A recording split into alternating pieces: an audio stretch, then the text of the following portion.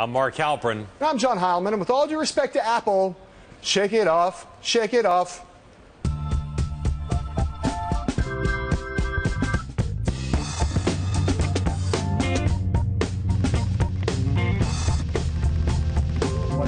Let's give it one to Godzilla. Okay.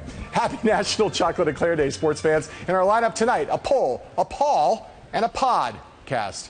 But first, a protest. In the wake of the Charleston church shootings and widespread calls for South Carolina to cease flying the Confederate flag on the state capitol grounds, just moments ago, Governor Nikki Haley sided with those who said the time had come for the flag to go.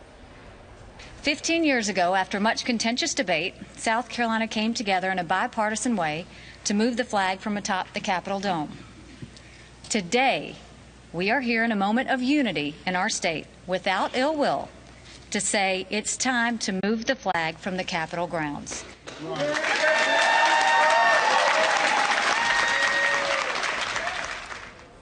Mark, we are going to be talking about this topic a great deal on this show, including with Jim Clyburn, who's going to be on with us a little later. But for now, let me ask you, Governor Haley moved pretty quick. Why? Because this has been a long time coming. You have, as she described herself, a minority female governor. You have an African-American Republican senator. You have Lindsey Graham, who's not been afraid to stand up to people in his state. Those three political leaders and many others in the state saw the fact that given the nature of the tragedy, given the way the state wants to go into the future, no choice, and she did it fast because the state needed to do something symbolic. Well, look, you've got the funerals and the memorial services are coming up end of the week. President Obama's going down on Friday, going to give a eulogy for one of the fallen. It would have been very awkward, given his public posture, for them to not have made the switch by then. The other thing is money. I mean, this is a state that economically is tied into the business community, BMW, Boeing, other big companies. Just like with the religious freedom laws, the corporate sector is a force for progressivism. In this case, the corporate world would want this change. Governor Haley is bowing. And there's politics here. The 2016 Republican candidates were going to be pressed on this. The chairman of the Republican National Committee was on the stage behind Nikki Haley. Right. The Republican Party did not want to spend another day defending the Confederate flag. Amazing how fast it came together, not just Governor Haley, but in toto. I mean, to see Reince Priebus up there tells you that there was a lot of machinery grinding and moving quickly. And a lot of instant statements from Republican presidential candidates supporting the move. Yes, as the train left the station. Yeah. All right. In an interview released today with fantastic podcaster Mark Maron, President Obama addressed the persistence of racism in America in an unusually blunt way. In doing so, he referred to a word that has been basically banished from respectful conversation. And in doing so, he ginned up myriad sensationalized headlines and a bit of a media conniption. So let's take a listen to the cause of this controversy in its full context. The legacy of slavery, Jim Crow, discrimination in almost every institution of our lives, that casts a long shadow. And that's still part of our DNA. That's passed on. We're not cured of it. Racism. We are not cured of. Clearly. And it's not just a matter of it not being polite to say nigger in public. That's not the measure of whether racism still exists or not. It's not just a matter of overt discrimination. Societies don't overnight completely erase everything that happened 200 to 300 years prior. So, Mark, was the president right or wrong to invoke that rather loaded term? And should the media play it or bleep it out? It's uncomfortable in both instances, the original remarks and the media's decision. I think the president did in a conversational way, clearly to make a point. And I think while it's a tough call for the media, I think people should do what we did, which is to play it. The president of the United States said it. That's good enough for me. It's good enough for history. There is a distinction, not to get too academic here, but linguists will tell you there's a distinction between using a word and invoking a word, mentioning a word, referring to a word. He is using the word to make a point. He's not just using it, right? That's important, and I think there's so much euphemism around both profanity and this kind of profanity. I like that the president's not being euphemistic. I like that he's using it in an instructional way, and I think the press is ridiculous when it has F ** K. Well, every time you see that, you know exactly what that is. Or N ** R. We know what those things are. The mind goes to it immediately. So the purpose of bleeping it out or showing it in that kind of bowdlerized way doesn't actually accomplish its purpose anyway. I don't think it's always ridiculous. I do think in this case everybody's right to play it and to show it and to have the conversation. And it's so good the president's going down there on Friday because South Carolina and the country still need more unity around race. Absolutely. Pretty clear. All right. In the new Wall Street Journal NBC News poll, there's good news for Jeb Bush. He leads the horse race at 22%. Gooder news, 75% of Republicans now say they could see themselves voting for him. That's up 26 points since March on the same question. And it gets even gooder. Only 4% of the people in the poll said that a problem with legacy candidates is a top concern. So, John, between the numbers in this poll and other recent developments that have been positive for Jeb Bush, can we now go back to calling him the quasi-frontrunner? Well, I never called him that in the first place, and I think the reason is because like you, we've covered this stuff for basically the same amount of time. In the way that we used to think of a Republican frontrunner, Jeb was not the frontrunner. He is still not the frontrunner. What he is clearly in the top tier. And there's no way in which he has the position that Mitt Romney had in 2012, or John McCain had in 2008, or George Herbert Walker Bush had in 1988. He won't have that, I don't think, till Iowa. But there's no doubt that he's had a good run of news, a good run of polling. This is all, as you said, good news for him. And he is firmly in that top tier, maybe even at the top of the top tier. Au contraire, he is the front runner. And I'll tell you what this what this poll shows is that when Jeb Bush tries to reach voters, when they spend a little bit of money, as they did around the announcement, he can change people's view of him. That has always been their premise. He showed this week that a good launch, a good set of voter communication can get people more open to voting for him. Yep. With all of his money, with his name, with the history of who the party nominates, he's the front runner. Omelette de two fromage is what I have to say to you. No, look, I mean, he is, like I say, I think it's hard. You look at those numbers, there's good things in those numbers for Marco Rubio, too. Not quite as good for Scott Walker, although, again, if you look at the horse race number and some of the underlying numbers, I think those guys are now, we can say, they are the top tier. There may be others who jump into that top tier, but right now it's those three guys. Jeb's to lose. All right, speaking of political dynasties, how about them Pauls? If you're unfamiliar with the Paulist style, when it comes to attack videos, take a quick look at this new faux Jeb Bush infomercial produced by a pro-Rand super PAC. Bailout Bush consulted the Wall Street firm of Lehman Brothers and then watched it crash. Then Bailout Bush jumped ship to Barclays, the Wall Street bank that got buckets and buckets of your bailout cash.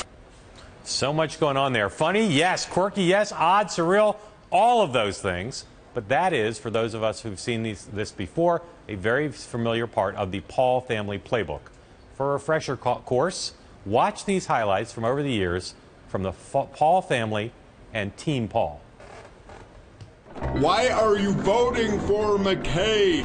Because he can beat Obama. What's up with these sorry politicians? Lots of bark. When it's showtime, whimpering like little shih tzus. This pretty boy or that pretty boy. I'm fake Mitt Romney, which makes me remarkably like the real Mitt Romney. Why are you voting for Romney? Because he can beat Obama. Is this dude serious? Or Rick Perry, who applauded Hillary's health care plan and forced young girls in Texas to be injected with an STD vaccine.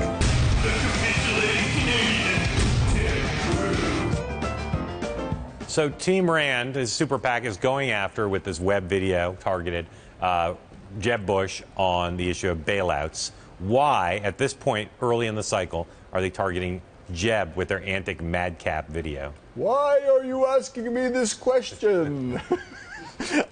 Look, he's the front runner, according to you and others, and him. You know, Rand Paul not in the top tier. Where does he need to get? Into the top tier. Jeb Bush is the biggest target out there. Take a shot. And the other thing Get this into the dialogue. The other thing is Jeb Bush and the bailouts. And the video is largely accurate in terms of the allegations it makes. To go after bailouts and the establishment is right in the wheelhouse of the Paul message. Get him to show people he will throw elbows at whoever's on top. And make him look like a Wall Street guy. You know, I mean, that's one of the things we talk about, Common Core immigration.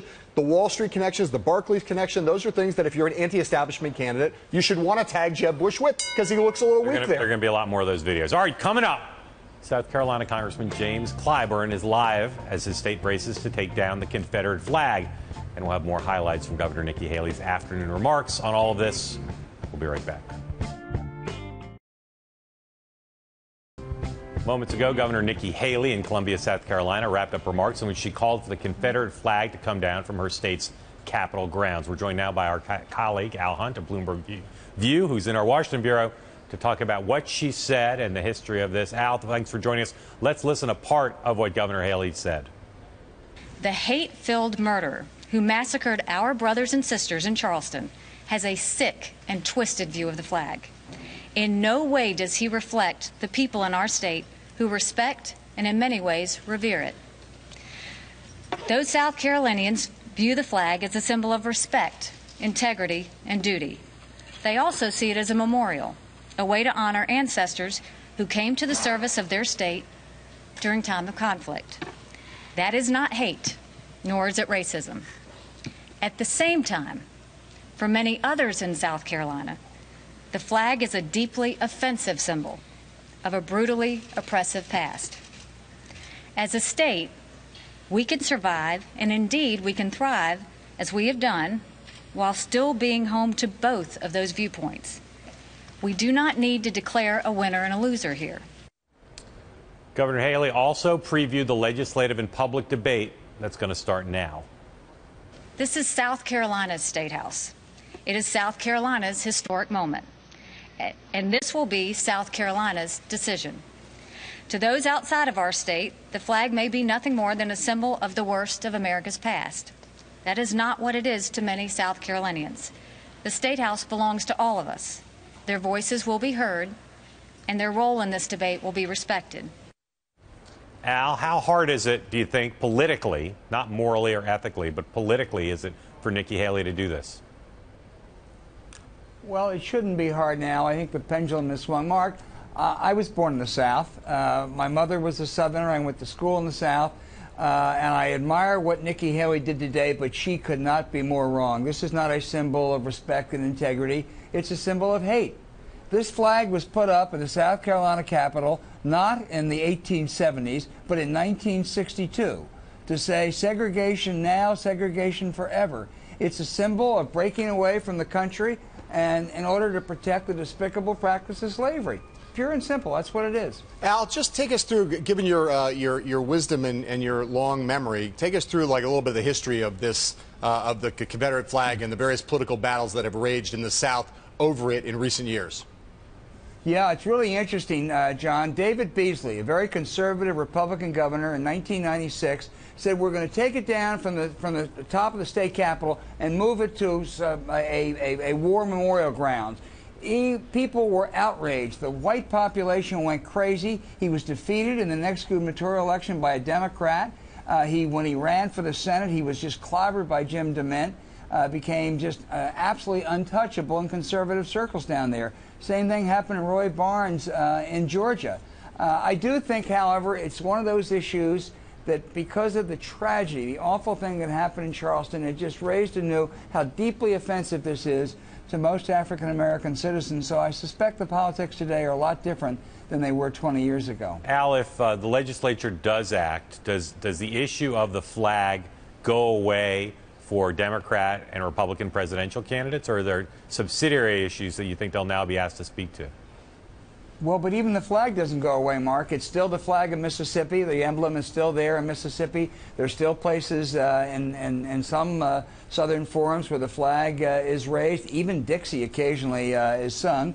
I think that does not reflect most Southerners for sure. It doesn't reflect most, maybe even doesn't reflect most Republicans. But it's an issue that won't go away till people say, I'm sorry, this is a relic of the past. It really symbolizes hate. There's nothing to be proud about. Al, do you think this isn't celebrating General Joseph Johnston? Right. It went up in 1962. Al, do you think there's a, I mean, one of the strange things that we've seen a lot of bandwagon climbing just in the last hour. Obviously, everyone's coming in now congratulating South Carolina, the ones who were kind of wishy-washy about it. I'm talking about Republican 2016ers. Interestingly, not a word so far from Hillary Clinton. What is it that, what are the politics of this if you're a Democrat? It seems to me it would be a slam dunk to be vocally out for tearing this flag down. Oh, I agree, John. I think it is a slam dunk. I can't imagine that she would have any other position. It may just be that she didn't come. I would be shocked if there was a reason that but Al, she was silent. It's been days. All her campaign has done, I believe, is refer people to statements she made in the last time she ran for president. 2007. Rather than putting out a full-throated, long statement explaining her reasoning. She gave a big speech at the mayor's conference, didn't talk about it. Yeah. Well, one of her problems in 07 and 08, as you all know, was how slow she was. So maybe we're seeing a reprise of that, because she should have been much tougher, much sooner. Al, do you think that, again, just as a practical matter, do you think now that in terms of Republicans, again, do you think that because of the way this looked up on stage, Tim Scott, Reince Priebus, everybody out there, a show of unity, right? Does this, like, as Mark asked the question before, but does this solve the problem for Mike Huckabee, for instance, who in Arkansas, there is a Confederate flag there too. Are there any candidates for whom this is going to continue to be an acute problem? I think Huckabee surely will be one. I don't know where Rand Paul's come down on this. I don't know that that'll be a problem for him. But it solves the problem in South Carolina, assuming the legislature will follow suit, which I can't imagine they would not at this stage. But it doesn't solve the problem elsewhere. And, you know, John, look, the flag itself, it is, as I say, a relic of hate of the past. But what we have to acknowledge is that there's a strain. There is a strain of racism in some of the Southern conservative movement. And as long as that's there, then I think the problem is not going to totally disappear. Yeah. We've seen since Governor Haley spoke a range of Republican presidential candidates put out statements applauding her move, some on Twitter, some through statements, a few we haven't heard from yet. But this is something, as John suggested before, Republicans now happy to get on the bandwagon, although with the exception of Jeb Bush and to some extent John Kasich, all of them suggested states' rights and deference to South Carolina. Now that South Carolina's acted, they feel like they can speak out. Al, thanks very much for joining us. We appreciate it. Thank you, guys. All right, after the break, South Carolina Congressman Jim Clyburn on the latest news out of his state after this. This was a scene a little earlier today in Columbia, South Carolina. Late this afternoon, Nikki Haley there hugging Democratic Congressman Jim Clyburn, who, as you can see, seeming to wipe away tears. That embrace symbolic of a very big moment for the state. Congressman Clyburn is going to join us in just a moment to talk about what's happening in South Carolina with the flag. We'll be right back. Our guest tonight is South Carolina Congressman Jim Clyburn with us from Columbia. Congressman Clyburn, great to see you. I know you talked to Governor Haley. Thank you. I know you talked to Governor Haley last week about the removal of the flag. You said that she gave you a call yesterday to say that she'd reached a place where she was ready to do this. Can you tell us a little bit more about that conversation and how she explained herself in terms of her thinking? Well, thank you so much for having me. Governor Haley grew up in Bamberg, South Carolina. She grew up around that flag. As she said to me on one occasion, she was too dark in some quarters to be white, and of course, too white to be black. And so she understood what this flag was doing to a lot of people. And she decided that it was time for her to take a stand. And I applaud her for doing it, and I am hopeful that the South Carolina legislators will codify the sentiments that she expressed today. I didn't talk to her about how she worked her way through all of this, but I watched her last Thursday noon at Morris Brown AME Church. I saw her again later in the afternoon after church, and I'm going to tell you, these murders had a tremendous impact on her. I saw it, I felt it, and when I talked with her, things she whispered to me out of earshot of the media lead me to the conclusion this is a genuine growth pattern that she has undertaken in regards to this flag. What did she whisper to you, Congressman? Well, she just told me how sorry she was about this, and she hoped that she could have my support going forward on trying to get the appropriate state response to this. That's why I've stayed here in South Carolina rather than come back to Washington today. and I'll be here tomorrow because I plan to stand with her and the other John Corson, Senator Corson, a Republican from here in Richland County, was there with us today. And though the other guys may be going back to Washington, I think this is important enough for me to stay around and see it to the end. And I'll be interacting with all the families down in Charleston and North Charleston the rest of the week before Senator Pinckney's services on Friday. Right, Congressman, everybody appreciates the service you're putting in. As Governor Haley and you embraced as she pulled away, I'm pretty sure I saw you wipe away a tear or two. I'm wondering what was so emotional about that moment for you. It was more perspiration than a tear. I sweat very easily. But this was a very emotional thing for me. I was involved in that trying to find a compromise that really resulted in the flag coming off the State House dome. I stayed home from Washington that day when we made the announcement. And when that compromise failed, it failed because when a few civil rights people objected to the compromise, the legislature rejected the compromise.